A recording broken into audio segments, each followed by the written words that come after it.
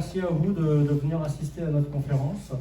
J'ai le plaisir aujourd'hui d'accueillir Alexis et Marie-Laure. Je vais d'abord commencer par me présenter l'AINF. Donc l'AINF est une association qui fait la promotion de la santé et sécurité au travail depuis un peu plus d'un siècle. Et on organise des conférences, des webinaires également en ligne. Vous pouvez retrouver tout ça sur LinkedIn notamment.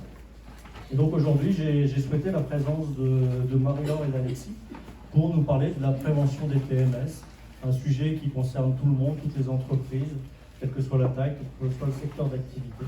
Donc je vais les laisser très rapidement se présenter et puis on va pouvoir démarrer cette conférence. Marie-Laure, peut-être en premier. J'espère que tout le monde m'entend bien, je n'ai pas la voix qui porte, mais je vais essayer en tout cas de parler très fort. Donc de mon côté, Marie-Laure Maxence, ergonome et psychologue du travail pour la société TEA, pour Tech Ergo Appliqué. Et donc avec l'équipe, on accompagne l'ensemble des entreprises, qu'elles soient de petite ou de grande taille, de n'importe quel secteur d'activité, à mettre en place une démarche de prévention des risques, et notamment des risques de TMS. Quelle est la démarche? Quels sont les acteurs, les parties prenantes à intégrer? Quels sont les outils, les méthodologies qui existent? Donc nous, en tout cas aujourd'hui, on va vous présenter un outil en particulier qui est l'outil Captive, à savoir que c'est un outil qu'on développe également par la société, que je mets en œuvre et que je propose aujourd'hui aux entreprises pour pouvoir objectiver, factualiser l'ensemble des contraintes et des risques sur les postes de travail et de proposer des solutions. Merci beaucoup Marie-Laure. Et puis on a la grande chance d'avoir Alexis avec nous également. Alexis qui va nous faire la partie retour d'expérience. Si tu peux te présenter rapidement. Bonjour, donc Alexis Auvergne, ergonome Danone depuis quelques années, un peu plus de 2 ans. Donc oui, je vais faire un retour d'expérience sur l'utilisation des outils Captive, créés par TEA. Merci Alexis. Alors tout d'abord, pour commencer, les TMS, tout le monde en parle. Dommage.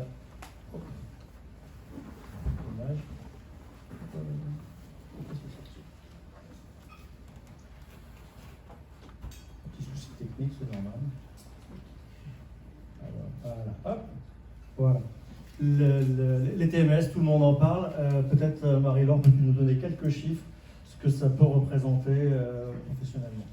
Oui, tout à fait, Eric. Alors, avant de commencer plus concrètement sur la démarche de prévention, quel type d'outils et quels résultats on peut avoir, le retour en termes d'équipe de terrain et toutes les parties prenantes, on a décidé déjà de replanter un petit peu le décor. Pourquoi il est important, il est crucial de mettre en place une démarche de prévention, notamment parce qu'elle a un coût et elle est de 87% en termes de déclaration des maladies professionnelles. Et j'insiste bien sur les déclarations, il y en a de nombreuses qui sont en cours, donc c'est quelque chose qui est sous-évalué. Comme le côté économique qui représente 2,5 milliards d'euros imputés aux entreprises et 7,5 millions de journées de travail perdues. Donc ce qui représente un aspect financier très coûteux pour les entreprises. À cela s'ajoutent les coûts indirects et stratégiques. Les coûts directs, c'est ceux que vous connaissez, les indemnités, tout ce qui est aménagement de poste de travail. Mais ce qu'il faut prendre en compte, c'est les coûts indirects qui représentent entre 5 et 10 fois les coûts directs. Donc là, à peu près, entre x5, c'est 2500, mais ça peut aller jusqu'à 5000 € par salarié et par an.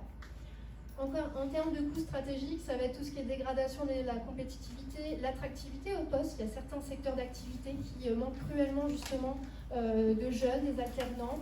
Les métiers sont boudés parce qu'on a une vision des choses ou des contraintes par rapport à ces postes-là. Et on essaye aussi de pouvoir revaloriser certains métiers, certains secteurs d'activité, justement en améliorant les conditions de travail. Alors, quand on va parler de prévention des TMS, il y a bien sûr cette démarche de prévention. L'outil n'atterrit pas d'un seul coup comme ça. On ne va pas dire on utilise l'outil Captive et on résout les problèmes de TMS, ce serait beaucoup trop simple. Il y a véritablement une démarche, et je pense qu'Alexis reviendra dessus derrière. La démarche et les grandes étapes sont marquées ici à l'écran. On va d'abord commencer par mobiliser les acteurs. C'est vraiment quelque chose qui se fait avec la direction, avec l'encadrement, avec le responsable sécurité, avec l'ergonome s'il est là, avec la médecine du travail, avec les collaborateurs, avec les agents de maîtrise. Il faut véritablement commencer par faire une démarche collective pour prendre en compte la problématique. Dans une deuxième étape, ça va être la partie d'investigation. On va analyser les demandes, on va remonter les accidents enregistrés sur les postes de travail, remonter les maladies déclarées sur les différents postes de travail. Et par rapport à ça, on va pouvoir objectiver et aller travailler sur une situation en particulier. Il va falloir prioriser. On ne peut pas travailler partout en même temps. Donc, analyser la situation en particulier, la plus dangereuse dans l'entreprise, celle qui va donner le plus de TMS. Une fois qu'on aura analysé cette situation, on va analyser les facteurs de risque. Donc, comprendre, identifier tout ce qui est la cause de ces problèmes. Et ensuite, on va co-construire des pistes d'amélioration. Le mot co-construction est vraiment très important. C'est vraiment là où les acteurs, la mobilisation des acteurs est très importante, de pouvoir avoir les avis de tout le monde. Une fois qu'on aura ces pistes d'amélioration, eh bien, il va falloir les mettre en œuvre et pour ensuite faire un retour d'expérience. Alors, où se situent les outils qu'on va vous présenter aujourd'hui, en fait, comment ça s'intègre dans cette démarche de prévention? Eh bien, en fait, on va pouvoir utiliser de la technologie pour factualiser les risques de TMS. Je dirais, avant, on échangeait uniquement, on faisait un dialogue avec l'opérateur, on l'observait, mais ce n'est pas très objectif. Entre deux personnes, on ne va pas agir de la même manière.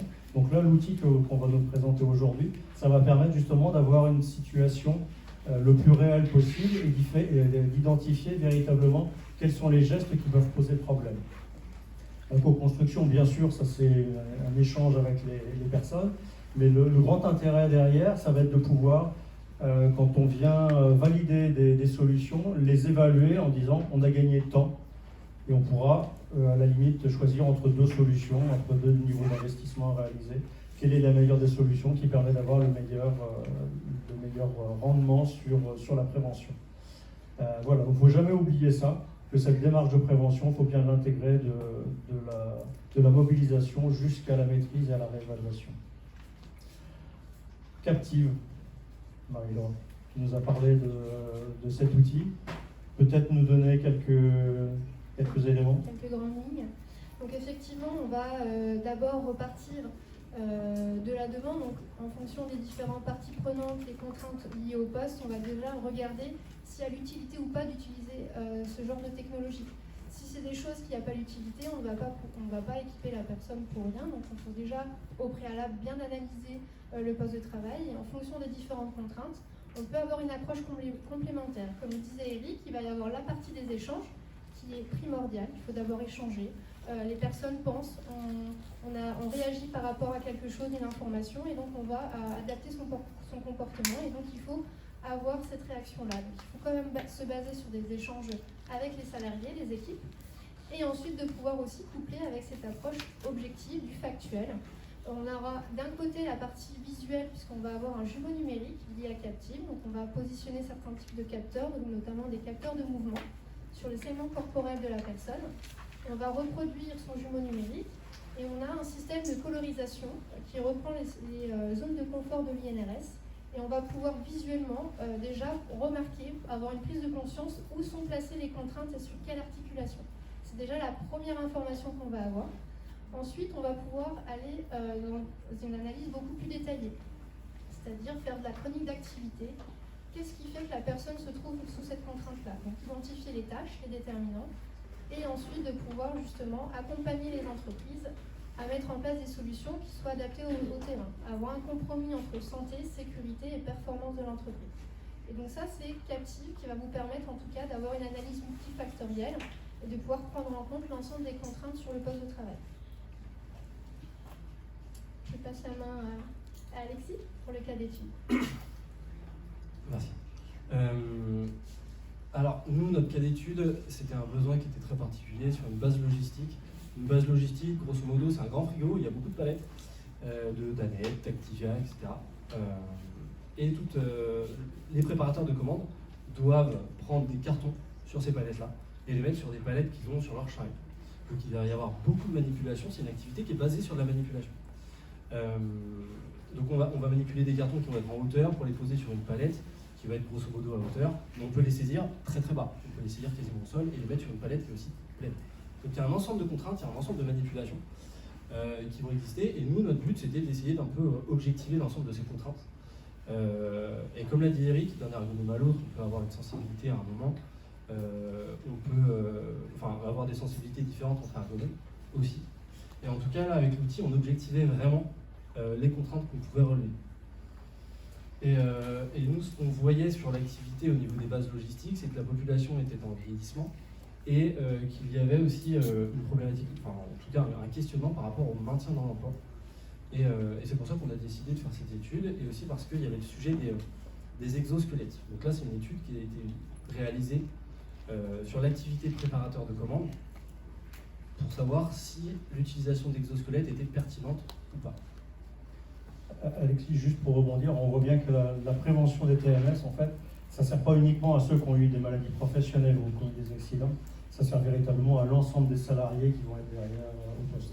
On ne met pas en place une solution pour vis-à-vis de problème, on met vraiment une solution pour que tout le monde soit plus efficace dans son travail.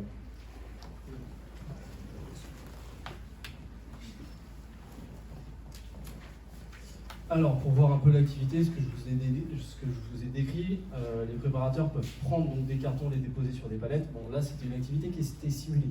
On a vraiment simulé des activités, sinon c'était très compliqué d'observer un maximum de contraintes et un maximum d'activités différentes sur une même journée. Donc on a simulé des activités avec des saisies de carton en hauteur, comme on l'a vu, des déposes en hauteur, des saisies basses, des déposes trop hautes, un ensemble de manipulations. Sans exosquelette, avec exosquelette, pour comparer les différentes manipulations. Je passe rapidement là-dessus. Donc le besoin, c'était de déterminer si un exosquelette permet de réduire les contraintes articulaires et musculaires. Notre objectif, c'était donc de comprendre si l'exosquelette allait avoir un impact sur la gestuelle des personnes, et donc sur les amplitudes articulaires qui allaient être adoptées, mais aussi s'il y avait un changement des stratégies qui peuvent permettre une certaine économie en termes de contraintes articulaires.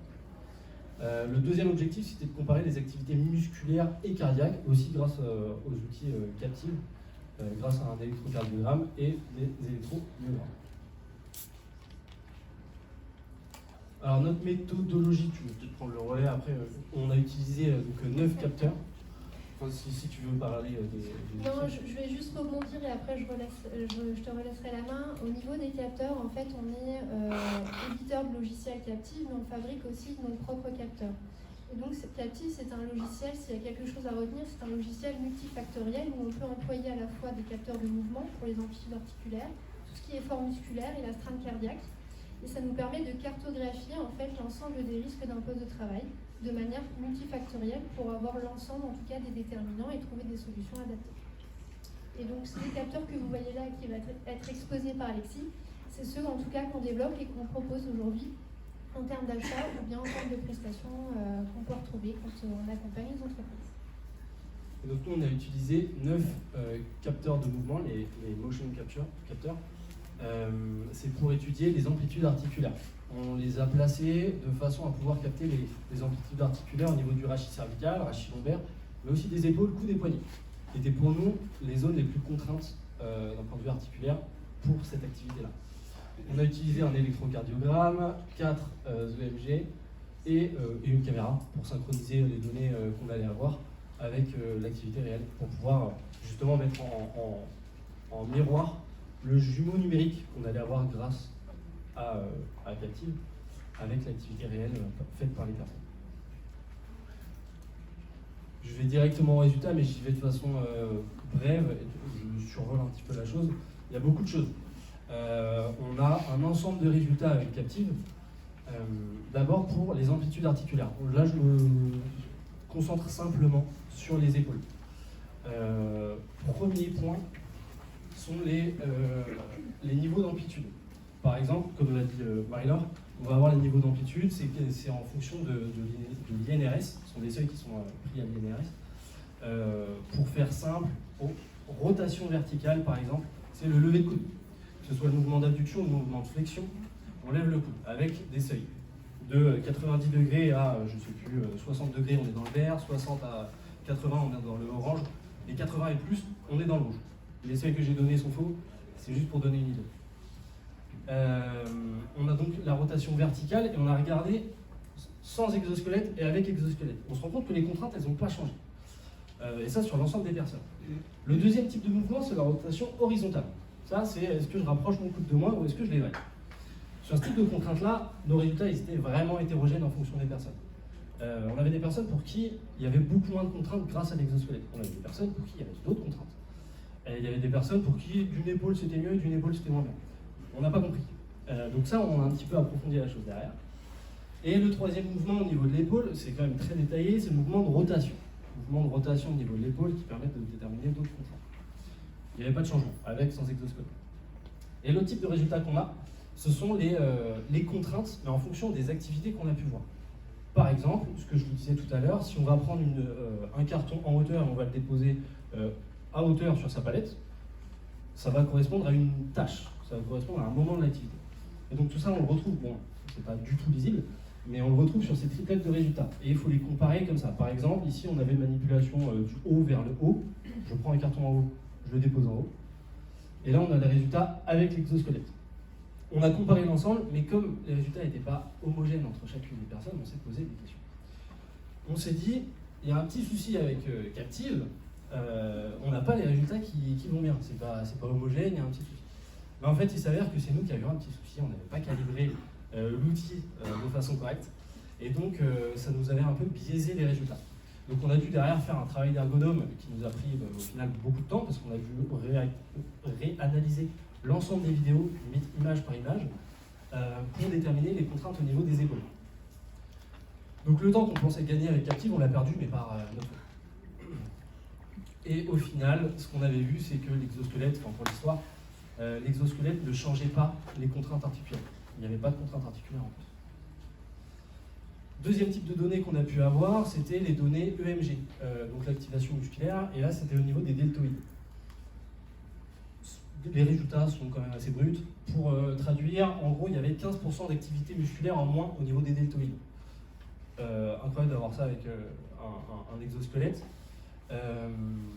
Et pour le coup, on a même pu faire avec Captive une analyse de la sollicitation musculaire à chacune des activités qu'on a regardées. Parce qu'on aurait pu avoir 15% d'activité en moins sur tout, mais sur certaines étapes, ça aurait pu être plus contraignant, ça aurait pu générer de la contrainte. Mais en fait, c'était très bien partout. Et ça, on a pu le voir aussi grâce à l'analyse vraiment très détaillée avec Captive. Bon, c'est ce que je vous ai dit à l'instant. Une petite question, Alexis, parce que là, donc on a équipé un opérateur, plusieurs opérateurs, donc tu nous as donné déjà un des problèmes qu'il pouvait y avoir, c'était l'analyse sur différentes personnes, mais déjà équiper une personne avec 9 capteurs de position, un électro-myocarde, etc. Quelle a été la réaction des personnes à qui tu as les équipé? Ils étaient quand même assez curieux, ils étaient quand même assez preneurs de l'expérience. Nous, pour notre étude, on a pris des personnes qui étaient contre l'exosquelette, d'autres qui étaient pour. On a pris des morphotypes différents, on a pris des expériences différentes parce qu'on voulait voir des stratégies opératoires différentes, on voulait voir un ensemble de contraintes différentes. Faire quelque chose d'un petit peu de laboratoire sans avoir cette prétention-là, loin de là. Mais du coup, leur vécu, il n'y a rien eu de mal. Parce qu'on a pu voir avec l'organisation d'avoir un vrai temps où ces personnes étaient détachées et on a pu faire cette étude-là de façon sereine, avec des personnes qui donnaient de leur temps, qui étaient très investis et qui ont pu aussi donner leurs impressions sur l'outil et l'exosquelette. Et donc le troisième type de données qu'on a pu avoir, c'était les données cardiaques avec l'électrocardiogramme. Donc c'est une petite ceinture à mettre au niveau du torse, au niveau de la poitrine. Et donc pour la faire rapide, sans exosquelette, on avait un coût cardiaque relatif. Bon, en gros, c'est l'augmentation du nombre de battements par minute, qui avait augmenté de 31%. Et au final, avec l'exosquelette, il est de 34%. Donc en gros, avec l'exosquelette, on avait une augmentation du coût cardiaque relatif. Pareil, on s'est posé des questions comme dans un cas comme dans l'autre, et puis on a regardé dans la littérature et on s'est rendu compte que ça ne changeait pas grand-chose par rapport à la classification de mono et capillaire.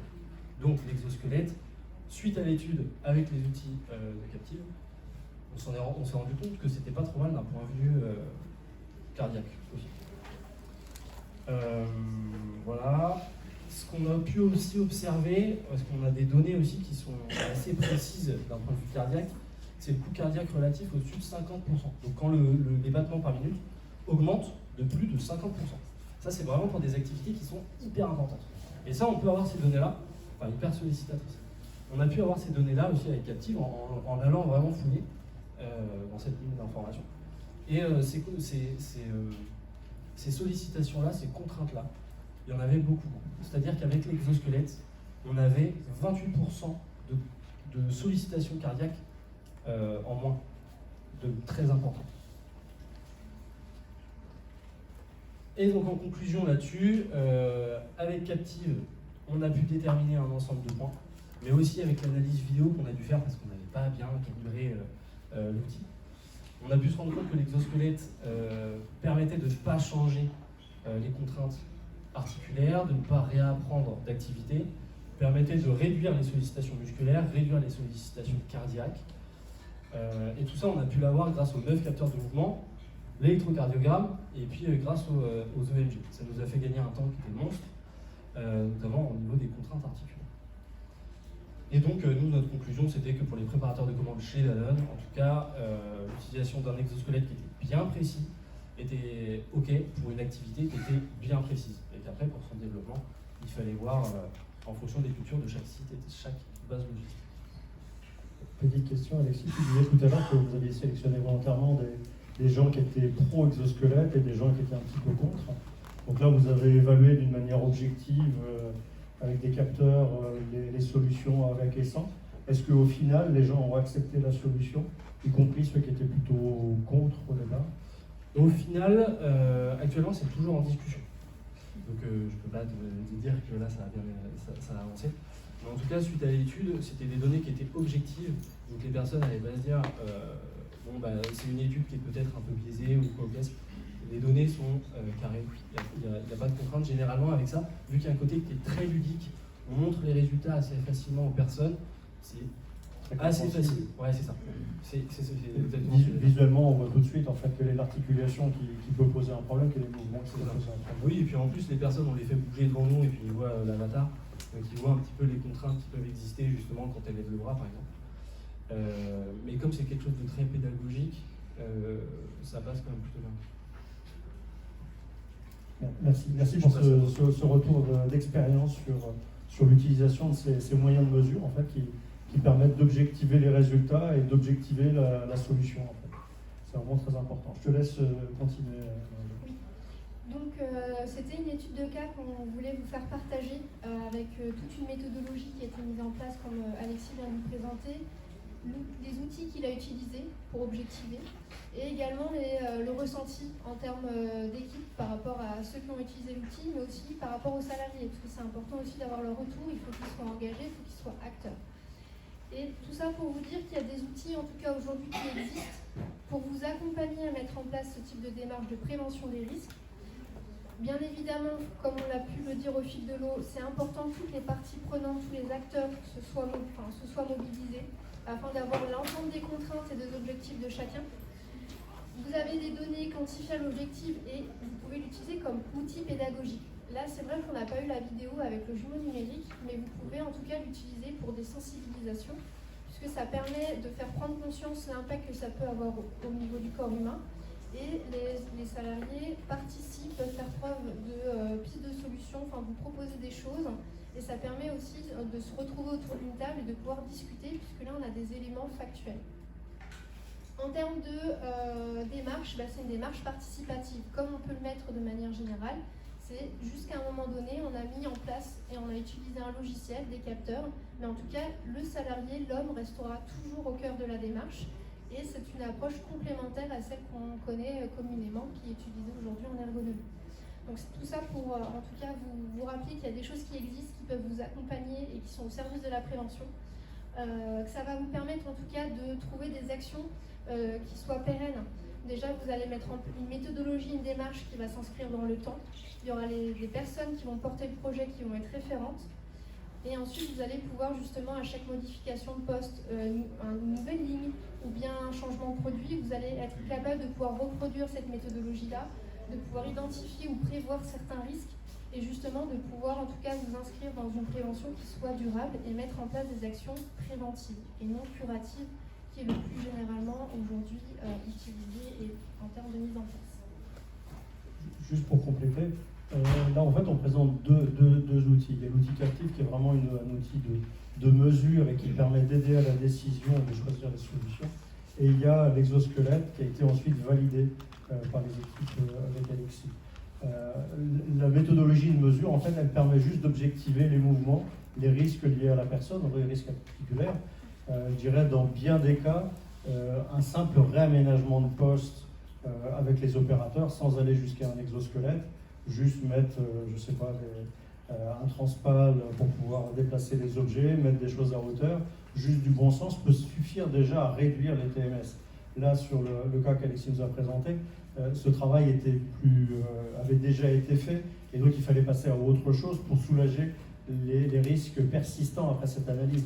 Mais l'outil captif peut aussi donner juste des indications d'amélioration du poste de travail sans avoir à faire des démarches d'investissement plus lourds comme les exosquelettes. Oui, complètement, on s'est aussi pas mal servi de ces outils-là pour d'autres études. Des études où on faisait plutôt de l'évaluation des contraintes articulaires. Celle-ci, c'était vraiment pour montrer avec les différents outils, le panel ECG, EMG. Mais on a fait effectivement d'autres études qui étaient un peu moins lourdes en termes de méthodologie. Et ça marche aussi très bien, parce que les personnes sont toujours très enjouées de se faire équiper et de nous voir qu'il y a un petit avatar qui bouge en même temps qu'elles et qu'elles peuvent voir assez rapidement leurs contraintes ou les contraintes de leurs collègues. Ça marche plutôt pas mal. Alors, si vous voulez voir l'avatar, à quoi ça ressemble, je vous invite à aller en descendant au stand de TEA. Au J03. Au J03, voilà. Et vous verrez l'avatar, hein, mais c'est très amusant. En fait, on voit la vidéo de la personne qui est en train de manipuler ses cartons, enfin manipuler juste les cartons, je crois que vous avez vu. Et puis à côté, il y a un petit objet numérique qui fait les mêmes mouvements avec toutes les articulations qui deviennent rouge, orange, vert. Et ça permet vraiment de comprendre instantanément quel est le geste qui pose un problème. Donc c'est vraiment cet outil-là aujourd'hui qui pour nous semble être le bon outil à mettre en place dans les entreprises pour accompagner une démarche de prévention.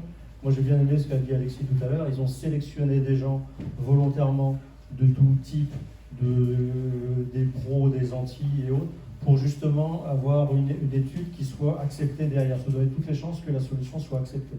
C'est vraiment une des clés, c'est l'acceptation par les collaborateurs de la solution qui sera mise en place. Si on met une solution aussi bonne techniquement qu'il puisse être, et qui ne soit pas acceptée et pas utilisée, on a beaucoup d'exosquelettes aujourd'hui, beaucoup de cas où l'exosquelette reste dans un placard et les gens l'oublient une fois qu'il est installé. Donc c'est vraiment très important de faire cette démarche. Donc ça c'est vraiment la première étape d'analyse, de dire qui on va mettre dans l'équipe pour derrière avoir une acceptation. Et c'est vraiment cette étape-là, si on va trop vite vers une solution, trop vite vers un équipement, on va oublier d'inclure les différents problèmes, tous les cas particuliers de personnes d'1m90 ou de personnes d'1m50, enfin, toutes ces petites particularités qui feront qu'une solution va être acceptée par les uns ou correspondre à un besoin de quelqu'un et ne pas correspondre du tout à une autre personne. Donc je crois qu'il ne faut pas oublier dans l'analyse que nous avons montré Alexis, cette analyse qui a été faite, de dire qui on va équiper pour que cette acceptation soit la meilleure possible au final. Je rajouterais aussi qu'on peut même parler d'accompagnement au changement puisqu'on est dans une démarche participative et le fait qu'il soit inclus et l'ensemble des acteurs, ça permettra en tout cas d'avoir moins de personnes réfractaires puisqu'ils vont comprendre l'enjeu, pourquoi on a mis en place ce type de projet, pourquoi telle ou telle solution n'a pas pu être envisagée, puisqu'ils auront l'ensemble des éléments, des informations. Ils vont faire preuve d'initiative, ils vont proposer des choses, partage de bonnes pratiques, comme le disait aussi Alexis, des fois le fait de voir un collègue de réaliser de telle manière, là le poste ou l'outillage, ça peut aussi entre eux se donner aussi voilà, le partage des bonnes pratiques, de dire bah tiens, essaye plutôt comme ça, tu verras, tu auras moins mal au dos. On peut aller de l'identification des contraintes jusqu'à les sensibiliser en termes de gestuelle ou de posture si on a besoin d'en arriver à ce moment-là. Voilà. Tout à fait. On en arrive au terme de cette présentation. On va avoir quelques minutes pour répondre à vos questions. Si vous voulez, on peut prendre quelques questions. On a un micro ici.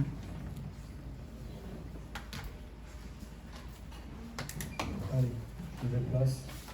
Vous avez mon micro. Société Webasto, sous-traitant de l'automobile, Madame Tellier. Je voulais juste savoir pendant combien de temps dure la mesure sur une personne. Ça, on va dire que ça dépend de ce qu'on veut voir. si on veut voir une activité entière, un cycle entier, qui fait, alors dans l'automobile, il peut y avoir des cycles, je ne sais pas, 5 minutes 3 minutes, ouais. Un cycle de 3 minutes, on peut équiper les personnes, moi si je me trompe, mais je pense qu'en une demi-heure, on obtient des résultats qui ne sont pas trop mal sur une personne. Généralement, pour les postes cyclistes où c'est très chronophage, entre 20 minutes, une demi-heure, voire 45 minutes, on a vu suffisamment de cycles de travail pour pouvoir avoir des mesures qui soient pertinentes en termes d'interprétation et pouvoir l'extrapoler sur l'ensemble de la journée. Si c'est un poste très variable, la personne fait des choses très aléatoires, elle va avoir un cycle de travail en fonction de différentes typologies de produits, ça peut aller jusqu'à 1 heure, voire 2 heures, voire 3 heures d'enregistrement, en fonction encore une fois du poste de travail, des différentes tâches et contraintes qui auront été observées en amont justement de la méthodologie. Donc ça, c'est un travail à nous d'analyse de fond avant de pouvoir équiper la personne et de se dire il nous faut tant de mesures. Ce qu'on fait de notre côté, comme on n'a pas du tout des postes qui sont répétitifs à Danone, on équipe des personnes sur la possibilité maximale de batterie des capteurs, c'est-à-dire 3-4 heures. Ça fait une bonne demi-journée de travail. Donc on a quand même des données qui sont assez fournies derrière pour ensuite pouvoir les traiter et être, on va dire, légitime à pouvoir donner des résultats. Juste un point complémentaire qu'on n'a pas évoqué tout à l'heure. Il y a souvent, quand on observe un poste de travail, quand la personne vient observer, que le responsable ergonome vient observer, le mouvement que fait la personne va changer en fait. Le fait de se sentir observé, il ne veut pas faire comme il a l'habitude de faire en fait. Et justement, ce type d'outil, et ça va être une question pour Alexis, est-ce qu'on l'oublie facilement en fait? Est-ce qu'on oublie qu'on est en train d'être mesuré? Parce que c'est vraiment quelque chose de très important, c'est d'être en capacité d'oublier qu'on est en train de mesurer quelque chose. Autrement, naturellement, et qui que ce soit, va modifier la manière dont il se comporte parce qu'il se sentira observé. Alors, juste, est-ce qu'on oublie, au bout de combien de temps, c'était par rapport à votre question, au bout de combien de temps il fallait mesurer, au bout de combien de temps la mesure, est-ce que le premier cycle est encore un petit peu bizarre et qu'après ça devient plus standard? Moi, sans parler de cycle, de notre côté, on se fait oublier assez facilement. Pour le coup, c'est vrai, ils se font assez rapidement à notre présence. On va dire qu'avec les capteurs, ils oublient en 20 minutes, même pas. Ils font 5 minutes de manipulation, ça les gêne peut-être un peu, ils n'ont pas l'habitude, ils font plus attention avec les capteurs qui vont à certains endroits pour ne pas se cogner. Mais une fois que c'est intégré, ils font leur activité et quand ils nous rendent leur capteur, ils oublient souvent de nous rendre leur capteur sur la tête ou au niveau de la ceinture. Il y a souvent des oublis. Alors généralement, si j'ai encore un petit peu de temps pour rebondir, ce qu'on fait, nous qui sommes externes aux entreprises, c'est qu'on sensibilise les équipes. C'est-à-dire qu'avant de faire l'intervention, on vient se présenter. Bonjour, je suis Marie-Laure Maxence, je viens de faire l'intervention. Le but du projet, c'est quoi un capteur? Qu'est-ce qu'on va en faire? J'équipe quelqu'un ou je m'auto-équipe. Je lui montre déjà pour répondre à ces questions, ces appréhensions, pour ne pas venir biaiser effectivement la prise de mesure, qui change sa gestuelle, quitte à essayer pour voir corriger justement certaines positions, pour ensuite se faire oublier. Généralement, on ne prend pas les 5-10 premières minutes parce qu'on sait qu'il y a un temps d'habituation. La vidéo, comme tout le monde, on n'est pas forcément très fan d'être filmé. Du coup, généralement, les 5-10 premières minutes, on laisse de côté. Et ensuite, la personne nous oublie et très souvent, comme le disait Alexis, on est obligé de leur courir après parce qu'ils partent très souvent avec des sangles et les capteurs. Ils ont fini leur tâche, leur poste de travail de la journée et ils partent et ils nous oublient complètement. Et on est obligé de leur courir après. Merci. Est-ce qu'on a une autre question dans quelques minutes? Moi, je vais en poser une dernière à Marie-Laure. Les données, elles sont enregistrées au niveau de la confidentialité des données, au niveau de la possession des données, ça se passe comment? Alors, tout est en local sur votre PC, il n'y a rien au niveau du cloud ou choses comme ça. On fait attention à tout ce qui est des confidentialités, des problèmes de piratage ou de vol de données. Tout est sur votre PC en local. Il n'y aura pas de transmission synchronisée sur Teams, sur des choses autres que votre disque local. En fait, on a fait le choix, en tout cas aujourd'hui, de protéger vos données. Donc, vous êtes les propres propriétaires de ces données qui ont été enregistrées par le biais du logiciel. Je vois qu'on nous annonce 5 minutes, mais c'est à peu près. À peu près. Merci beaucoup. Merci. Est-ce que pendant cet échange, il y a eu d'autres questions qui sont venues sur les capacités, le type d'expérience?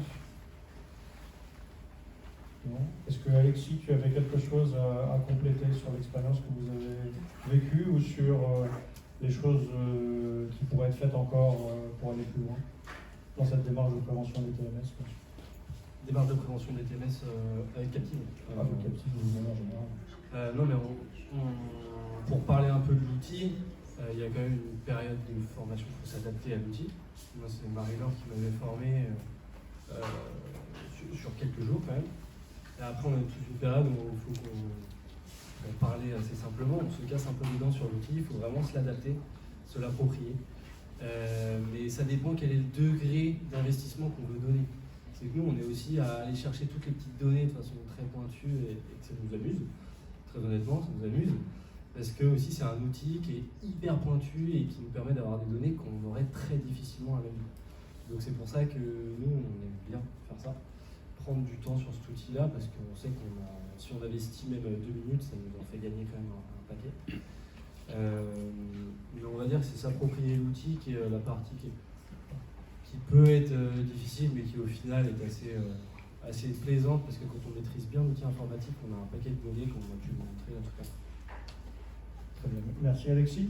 Une petite question à Marie-Laure, justement pour aller plus loin dans la prévention des TMS, parce que là en fait on est dans la correction d'un poste de travail. Le poste il existe déjà, le travail il existe déjà, et on va venir trouver les meilleures solutions, mais entre guillemets le mal est déjà fait. Est-ce qu'il y a des solutions en VR par exemple? Tout à fait. À savoir qu'on a créé un partenariat, alors peut-être que des personnes connaissent, avec l'entreprise TechViz, qui justement est une entreprise qui travaille avec la réalité virtuelle. Et donc on a créé un partenariat pour travailler sur l'ergonomie en amont des postes de travail, tout ce qui est conduite de ligne, tout ce qui est création de poste, l'implémentation finalement du poste de travail. Et l'idée c'est de pouvoir utiliser donc nos capteurs, l'ensemble des capteurs que vous avez pu voir au fil de l'eau de cette présentation, et de pouvoir anticiper un maximum de contraintes avant le prototypage du poste et avant son implémentation, puisqu'il y a des coûts de modification. Plus on va intégrer le salarié, plus on va le faire justement réfléchir au scénario, le faire tester, plus on va pouvoir identifier et corriger certaines choses pour pouvoir faire un prototypage qui soit le plus représentatif et le plus optimisé possible par rapport aux besoins des salariés, et avoir justement une enveloppe financière qui est moins élevée au final. Et justement l'objectif aussi, c'est de ne pas casser entre guillemets les opérateurs, les salariés sur le poste de travail, alors qu'on aurait pu en amont en tout cas anticiper un certain nombre de contraintes. Donc tout ça pour vous dire qu'on est aujourd'hui aussi installé en partenariat donc, au niveau réalité virtuelle, pour pouvoir être vraiment en amont, donc plus dans de la prévention que dans du curatif finalement. Donc c'est l'objectif aujourd'hui, c'est de pouvoir être davantage dans cet aspect-là, de pouvoir anticiper un maximum de choses. Merci, je pense que c'est quelque chose qui est nécessaire. On est souvent en train de corriger des postes et retravailler sur des postes. L'idéal, ce serait de pouvoir les concevoir de la manière la plus simple possible, pour que déjà les opérateurs puissent travailler d'une manière simple. Et à partir du moment où c'est simple, ça va être avec moins de contraintes, avec qu'il soit plus réel par rapport aux besoins de telle ou telle personne. Donc on peut mettre plusieurs personnes, plusieurs typologies de personnes, des grands, des petits, pour voir vraiment quelles vont être les contraintes et tester des solutions bien en amont, et donc être encore une étape avant sur la prévention. Et bien sûr, on gagne de l'argent, on gagne la motivation des collaborateurs, et puis on gagne du temps aussi, parce que très souvent c'est 1 an, 2 ans, 3 ans à l'avance qu'on va pouvoir faire ça. Voilà, est-ce qu'on a une dernière question? Autrement, on va s'en arrêter là. Bon, écoutez, il me reste à remercier vous tous pour votre présence aujourd'hui à cette conférence. Un grand merci à Alexis et à Marie-Laure pour leur participation à cette conférence de la INF. Moi, vous pouvez me retrouver, alors j'ai pas de stand cette fois-ci, mais vous pouvez me retrouver sur le site de la INF, www.association-inf.com. Vous pouvez retrouver Marie-Laure au stand J03 pour voir toute l'équipe de TEA qui est là et qui vous montrera l'avatar numérique et plus en détail chacune des solutions. Et puis un grand merci à Alexis qui nous avoir fait partager cette expérience de Danone. Voilà, bonne fin de journée à tous, bonne fin de salon et à très bientôt.